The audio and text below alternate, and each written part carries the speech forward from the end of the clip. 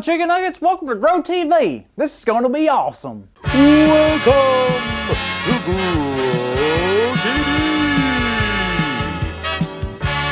Hosted by Carl, where we have fun with our friends, talk about Jesus, and go over everything the Bible has to offer. Now, once again, welcome to Grow TV. Well, here we are. It's finally here, my favorite time of the year, Christmas time. Now, you may not know this about me, but I love Christmas, like, so much. How much, you may ask? Well, Christmas is the reason I wear sweaters all the time. Every time I put on these warm babies, well, it takes me back to when I was a child. Sitting around the Christmas tree with the whole family, drinking hot cocoa and organizing my grandpa's shoelaces in alphabetical order. The good old days.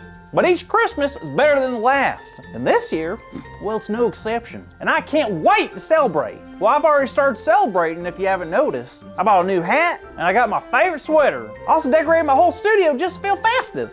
I don't know, there's just something special about this year. Something in the air. It smells like warmth and cheese. Oh wait, my taco's in the microwave. One sec. A few moments later. Sorry about that. But really, I feel something special in my soul, like something's gonna happen. It's like happiness, but more. I feel like a golden retriever is just snuggling my heart, and he's on top of a rainbow, surrounded by marshmallows and canned green beans. Sorry, I just really like green beans. Wait a minute, what is this feeling? Hold on, I might know someone who knows. Carl! Andy, how are you? Great, man. I'm getting so excited for Christmas. Dude, me too. I can't wait. That's actually what I wanted to talk to you about. I'm having a strange feeling about this Christmas. Really? Did you eat too many green beans? No, that's not it. It's just I'm getting so excited about this Christmas season, and it's giving me this overwhelming feeling that's just bigger than happiness. Oh, I know what it is. You do? Tell me. Well, let me ask you this. Have you ever heard of the word joy? Joy? Like my Aunt Joy who lives in Milwaukee? No, it's joy. It's like happiness, but stronger, more long-lasting. And true joy only comes from, can you guess who? Elizabeth Raffald? What? Who? Elizabeth Raffald. She invented mac and cheese. What? No, true joy doesn't come from her, but from who created her. God. What?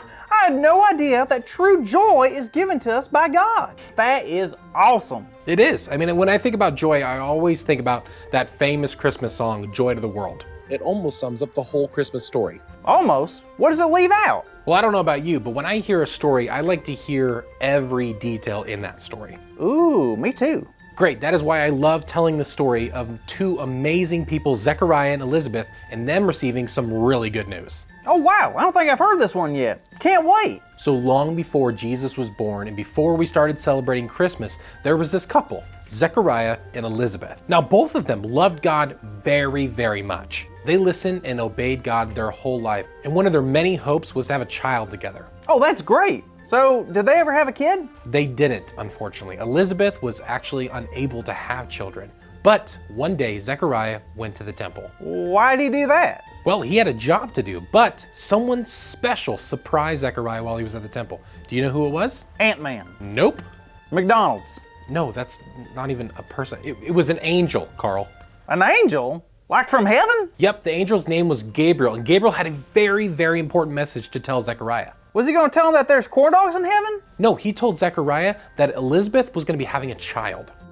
Gabriel told Zechariah that they would have a son and they would name him John, and John would grow up and to do amazing things. Like what?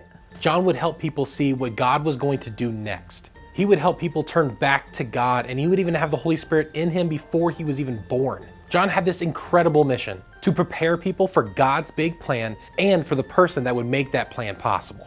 That's incredible. Can you imagine being born with plans? I'm still trying to make some. Oh, Carl, I know the plans for John to prepare others for the arrival of Jesus was really big, but did you know that you were born with big plans too? What do you mean? Well, God's had a plan for each and every one of us since the very beginning. Wow, that's good news. It sure is, and that's exactly what John would go on to bring later in his life. John would grow up and spread the good news of God's love to everyone around where he lived. And this is important, he would tell everyone about who was going to be coming after him that was going to spread the good news all over the world. Are you talking about Jesus? I sure am, and that's actually our big idea for today. What?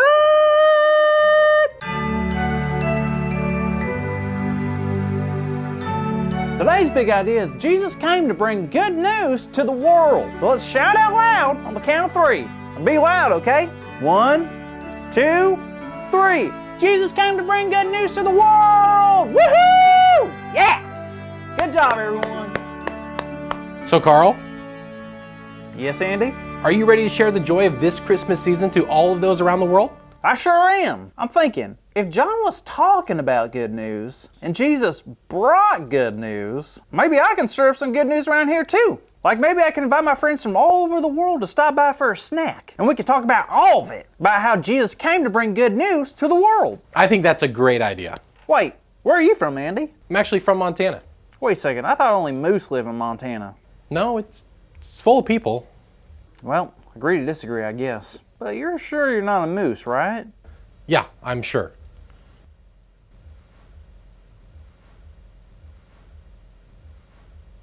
Okay, fine, I'm actually a moose. Ha! I knew it! See you next week, kids! Thank you for watching, and tune in next week for a new episode of Road TV.